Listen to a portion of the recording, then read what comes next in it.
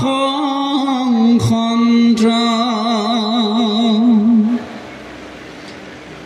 ৰাম পুত্ৰ বদিৰ জয় হাংকু সমিলা নমিলা তুমি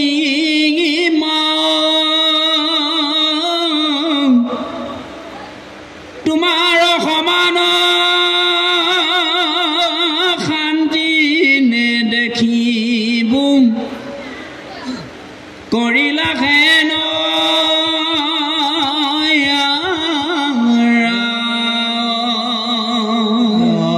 কৃষ্ণ ইমান ধুনীয়া বাক্যৰে দুলৰী চন্দৰে সামৰিছে এই খণ্ডটো যে দ্ৰৌপদীৰ সেই মহানতা দেখা পায় যিমান সকল সাধু মহন্ত আছে সকলোৱে একেলগে জয়ধ্বনি দিছে জয় দ্ৰৌপদীৰ জয় জয় মহাশান্তিৰ জয় লিখিছে আৰাও কৰিছে সাধু সাধু সতী ধন্য তোমাৰ মতি বুলি সবে প্ৰশংসা কৰিছে আপুনিও এনেকুৱা কিছুমান কাম কৰক যাতে মানুহে প্ৰশংসা কৰিব লগা হয় আমাৰ ফালে দুজনমান ভকত আছে কাৰো লগত হাই কাজিয়া নাই শুই উঠিব গোসাঁই ঘৰত সোমাব কাৰোবাৰ লগত যদি কথা পাতিব লগা হয় ঈশ্বৰৰ কথাহে পাতে বোলে দেচোন দে দশম স্কন্ধত যে অঘাসুৰটো মাৰিছিল কৃষ্ণই কচোন অকণমান চাব দেই দুই তিনিজন আমাক লগ পালে কয় দেচোন দে বাপ চতুৰ্থ স্কন্ধত একে মনুবংশটো বৰ জটিল অলপ কওকচোন এনেকৈ কয় আৰু এচামে সেই সবা কথা বাদ এই অমুক সুৰটো যি লেলেতিয়া এই ধ্ৰুৱক কি পাবি আৰু কেৱল জয় কৃষ্ণ সেই সবা কথা থাকে বুজিছেনে আচলতে সেইবিলাক কথাত আমি ৰত হ'ব নালাগে কৃষ্ণ কথাত ৰত হ'ব লাগে হয়নে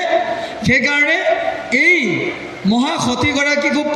প্ৰশংসা আমি বুটলিবলৈ যত্ন কৰোঁ যাতে আপোনাৰ চৰিত্ৰই সমাজত প্ৰভাৱ পেলাওক আমাৰ দুটামান মণিকোট আছে গাঁৱত কম্পিটিশ্যন চলে কোনে প্ৰথমে সোমায় আৰু এটা বিনা সেইটো মানে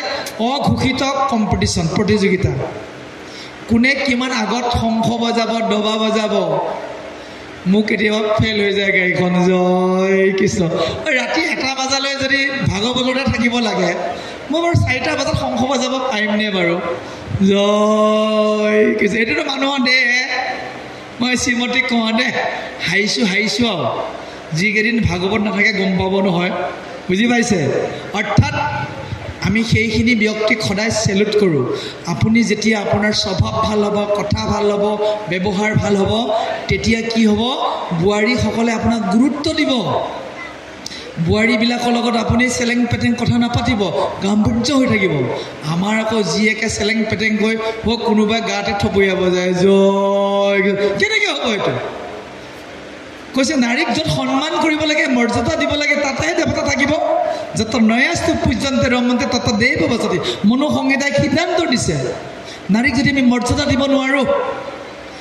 আৰু যদি গাভৰুতে বিধৱা হয় তাৰ দৃষ্টিটোৱে বেলেগ হৈ যায় ডেকা ল'ৰা সুৰ বদলি যায় বয়সীয়া মানুহে কোৱাৰ ধৰণ বদলি যায় চশমাৰ ফাকেদি যেতিয়া মানুহজনীক বেয়াকৈ চাব মানুহজনী এনেই গম পায় নহয় জয় কৃষ্ণ নহ'ব প্ৰশংসা বুটলিবলৈ হ'লে আপুনি নিজক সংস্কাৰ কৰক তাৰ ভিতৰত প্ৰিয় বাক্য অতি গুৰুত্বপূৰ্ণ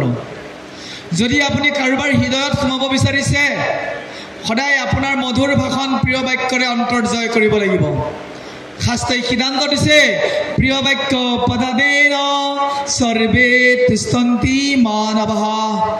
তস্মাৎ তদেৱ বক্তব্যং বসনেকা দৰিদ্ৰতা অৰ্থাৎ প্ৰত্যেকজন ব্যক্তিয়ে প্ৰিয় বাক্যৰ বাবে অভিলাষ কৰি থাকে আপুনি যেতিয়া এজনক প্ৰিয় বাক্য ক'ব নিশ্চয় তেওঁ আপোনাক হৃদয়ত ৰাখিব এই প্ৰিয় বাক্য কোৱাৰ বিনিময়ত আমাৰ কোনো ধন সম্পত্তি হানি নহয় সেয়েহে মই অনুৰোধ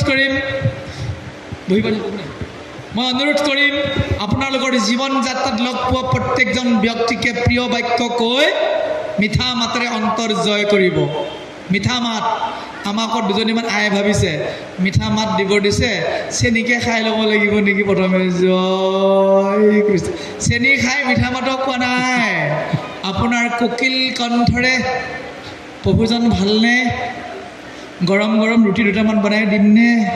সেইবোলে গ'লে আকৌ চবে ৰুটি নোখোৱাব আমাৰ পেটত জাগা নাই ইমান জয় কৃষ্ণ প্ৰিয় বাক্য সেই প্ৰিয় বাক্যই সকলোকে মোহিত কৰি হৃদয়ত স্থান ল'ব পাৰি শাস্ত্ৰৰ সিদ্ধান্ত আৰু অৱশেষত এই দ্ৰৌপদীক প্ৰশংসা কৰি কৈছে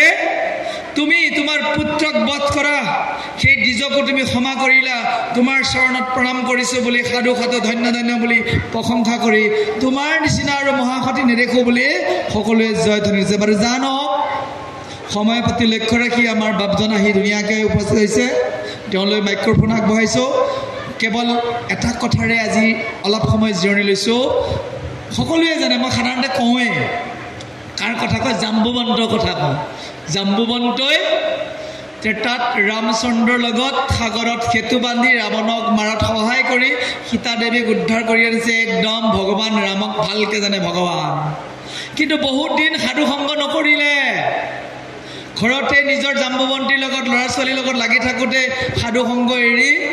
পিছত দাপৰত কৃষ্ণকে চিনি নাপালে আপোনালোকে আজি ভাগৱত শুনিছে আৰু যদি সম্পৰ্ক নাথাকে ভাগৱতৰ লগত আপোনালোকে ভাগৱতৰ কথা পাহৰিব দে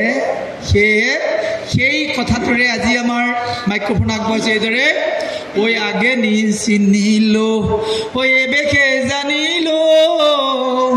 তেন্তে তুমি শ্ৰী ৰাম অজ্ঞানিক মুক প্ৰভু সমীউক চৰণে কৰো প্ৰণাম হে এতে কবুলিয়া নমি জাম্বুবন্তে আছে কৃতাঞ্জলি কৰি শুনা সৰ্বজান নেৰিবা কীৰ্তন ডাকি বোলা হৰি হৰি তাকে যেনিবা আমি কি বুলি কৈছো জয় কৃষ্ণ সকলোৱে জয় ধ্বনি দিলেহে আকৌ এবাৰ বহিম জোৰকে জয় কৃষ্ণ জয় কৃষ্ণ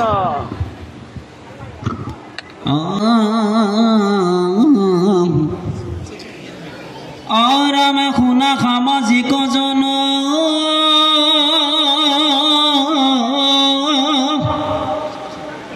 যথা জগন্নাথ কথা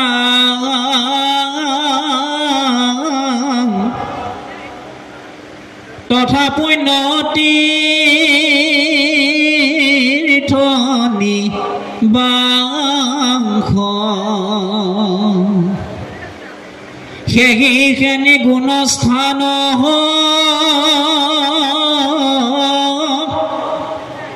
তৈতে সিজে যজ্ঞদান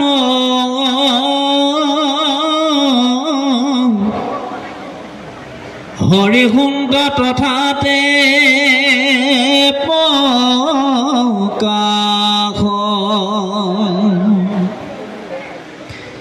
জানি শুনা কৃষ্ণ কথা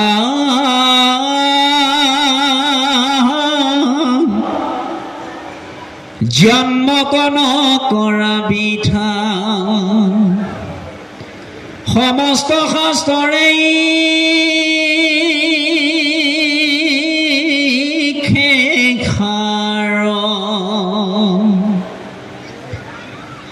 কৃষ্ণ কথা পৰিহৰি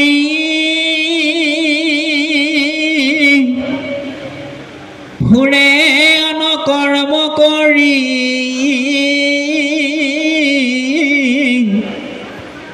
সিটো চিনিতে আপোনাৰ মাৰ যাৰ নাম মাত্ৰে তৰি অঘেনয় বান্ধৱ হৰি কৰি আছাহিয়া নিবা টাংক কৰি অনাদৰ ধৰ্ময় বুধ